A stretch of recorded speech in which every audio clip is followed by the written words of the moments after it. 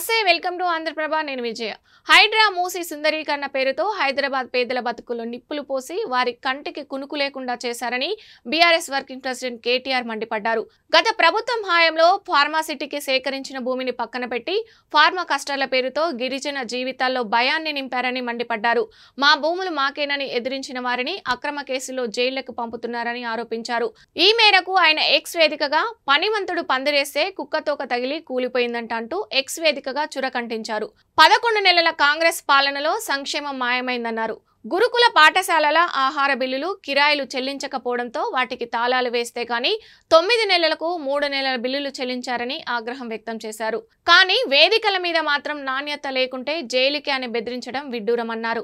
36 మంది విద్యార్థులు వివిధ కారణాలతో చనిపోయారని, వందలాది గురుకుల పాఠశాలలు హాస్టల్ విద్యార్థులు రోడ్డెక్కుతున్నారన్నారు. రాష్ట్రంలో అభివృద్ధి దూరమైందని, కాంగ్రెస్ తెచ్చిన మార్పును చూసి తెలంగాణ నివ్వెరబోతుందన్నారు.